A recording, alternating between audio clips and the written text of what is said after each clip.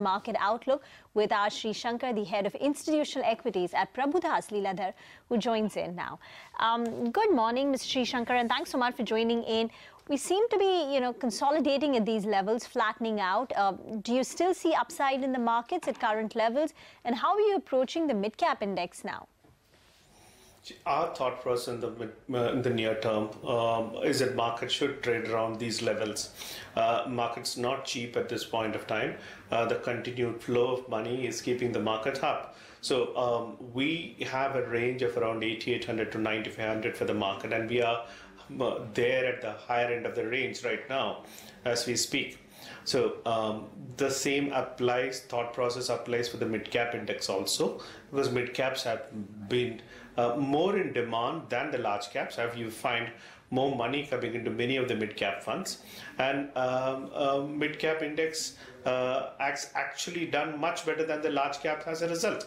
So you'll probably see this market oscillating in a level, and you will see sharper corrections happening in the mid-caps side on certain days when there is a larger selling which happens in some of the stocks in the sector.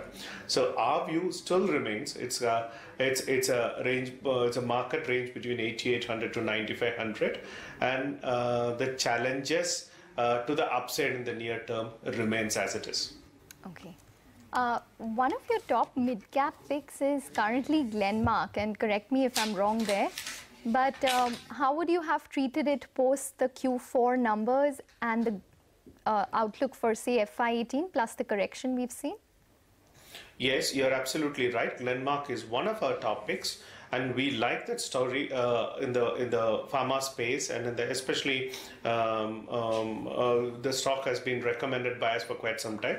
The stock has taken a knock post the Q4 results, but we are confident that the company will be able to do even better in FY18.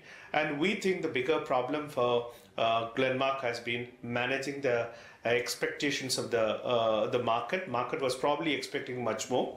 Having said that, we believe that FY17 was a very good year for Glenmark, and I think in FY18 and FY19, our estimates are that you should start to see better numbers, reduction in the debt levels, cash flows becoming much better, and product approvals being there, etc. All these should add value, and at the end of the day, concerns about their balance sheet also, when it gets addressed, we should see Glenmark getting back to the other level of growth territory. So we continue to like Glenmark. Okay. Sreesankar, the Street is still grappling with the GST impact on, spirit companies like United Spirits. So on Friday, USL took a big beating only to recover all the losses and gain ground today. How have you read the impact on USL if you look at the stock at all? See, we don't cover USL, and so I have no view on United Spirits at this stage. What about State Bank of India? That too is one of your preferred picks, and there the street is a bit worried about the losses posted by its subsidiaries. At 300 rupees, how does the stock look to you, and how worried should we be about the subsidiaries' performance? See, let's rewind a bit in terms of State Bank of India and the subsidiaries per se. The process, our view has been that State Bank of India, though State Bank of India had a majority in the associate banks, at the end of the day, the way a lot of these associate banks underwriting has been done left much to be desired, because when the process of merger with SBI got started, probably if you see at the beginning of FY17, you have seen from the first quarter a slew of corrections and write-offs addressing the NPA issue in the associate banks have happened. So you have seen the NPA numbers increase quite dramatically.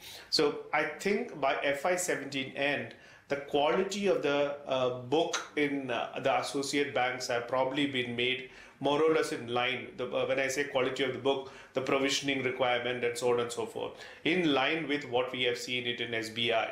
So my expectations is we as a house believes that probably from an FY18, probably the first 2 quarters, you may still see increased provisions coming due to aging of the stressed assets that's there in the books, not only of SBI and also of the associate banks. But after that, it should get evened out as we go to FY18 second half and FY19. So it's very well taken care.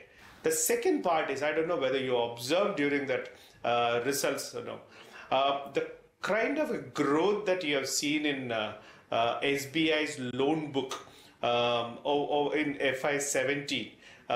From December FY16 to March FY17, there is probably around 9% increase in the loan book that we have seen, a significant increase that we have seen.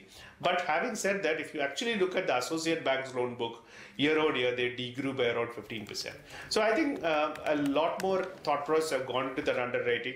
Now, probably for the first time in the June result, you will have the consolidated entities results coming out, and I will come to know. Obviously, we believe that the associate bank's book has now been made in line with the provisioning and the requirement. So I don't think surprises will be there going forward. All right, Sreesankar.